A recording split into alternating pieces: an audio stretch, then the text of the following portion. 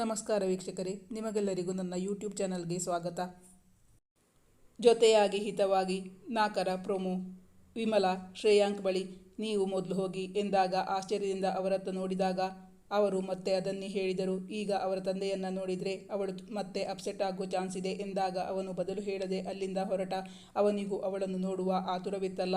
ಒಂದೊಂದೇ ಹೆಜ್ಜೆ ಇಡುತ್ತಾ ಶಿಶಿರಾಳನ್ನು ನೋಡಲು ಹೊರಟ ಶ್ರೇಯಾಂಕ್. ಅವನು ಒಳಗೆ ಬಂದು ನೋಡಲು ಬೆಡ್ ಮೇಲೆ ಬೆಳ್ಳಗೆ ಬಿಡಿಸಿಕೊಂಡು ಮಲಗಿದ್ದಳು ಶಿಶಿರ. ಬೆಡ್ ಮೇಲೆ ಮಲಗಿದ ಹುಡುಗಿಯನ್ನು ಕಂಡಾಗ ಅವನ ಸಂಯಮ ಕುಸಿದು ಹೃದಯದೊಳಗೆಲ್ಲ ಏನೋ ನೋವುಂಟಾದಂತಾಗಿ ಕಂಗಳಲ್ಲಿ ನೀರು ಉಕ್ಕಿತು.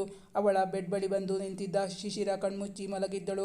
ಅವರ ಮನೆಯವರು ಈ ಹುಡುಗಿಯ ಜೀವನವನ್ನ ಬೆಂಕಿಗೆ ಒಡ್ಡಿಬಿಟ್ಟಿದ್ದಾರೆ. ಇವಳದೇನು ತಪ್ಪು? ತಪ್ಪೆಲ್ಲ ಅವಳ ತಂದೆಯದಾದರೂ ಪಾಪ ಹುಡುಗಿ ಶಿಕ್ಷೆ ಅನುಭವಿಸುತ್ತಿದ್ದಾಳಲ್ಲ. ಇನ್ನು ಮುಂದೆ ಈ ಹುಡುಗಿಗೆ ಅನ್ಯಾಯವಾಗದಂತೆ ತಾನಾದರೂ ಅವಳಿಗೆ ಬೆಂಬಲ ನೀಡಬೇಕು ಎಂದು ಮನಸ್ಸಲ್ಲೇ ಯೋಚಿಸುತ್ತಿದ್ದಾಗ ಅವನ ಕಣ್ಣುಗಳು ತುಂಬಿ ಕಣ್ಣಿಂದ ಹರಿದ ನೀರು ಅವಳ ಕೆನ್ನೆಯ ಮೇಲೆ ಬಿದ್ದಿತ್ತು. ಆ ಬಿಸಿ ಕಣ್ಣೀರಿನ ಸ್ಪರ್ಶಕ್ಕೆ ಅವಳು ಕಣ್ತೆರೆದಿದ್ದಳು. ಅವನ ಕಣ್ಣಿಂದ ಹರಿದ ನೀರು ಬಿದ್ದಿತ್ತಲ್ಲ, ಅದನ್ನು ಕಂಡು ಅವಳು ಕೈ ಮೇಲೆ ಮಾಡಿದಾಗ ಅಲ್ಲಿಗೆ ಬಂದು ನಿಂತಿದ್ದ ಸಿಸ್ಟರ್ ಅವಳನ್ನು ತಡೆದರು. ನೋನು, ನೀವು ಹಾಗೆ ಕೈ ಆಡಿಸಬಾರ್ದು. ಬ್ಲಡ್ ಕೊಡ್ತಾ ಇರೋವಾಗ ಹಾಗೆ ಕೈ ಅಲ್ಲಾಡಿಸಬಾರ್ದು. ಅದಕ್ಕಾಗಿ ನೀವು ಅವರ ಪಕ್ಕದೇ ಬೆಡ್ ಮೇಲೆ ಕೂತ್ಕೊಂಡು ಅವರ ಕೈಯನ್ನು ಗಟ್ಟಿಯಾಗಿ ಹಿಡ್ಕೊಳ್ಳಿ ಎಂದು ಶ್ರೇಯಾಂಕ್ ಬಳಿ ಹೇಳಿದಾಗ ಅವಳ ಕಣ್ಣುಗಳು ಅರಳಿದಂತೆ ಕಂಡವು.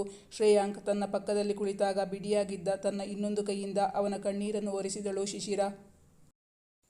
ಮುಂದಿನ ಸಂಚಿಕೆಯಲ್ಲಿ ವೀಕ್ಷಿಸಿ.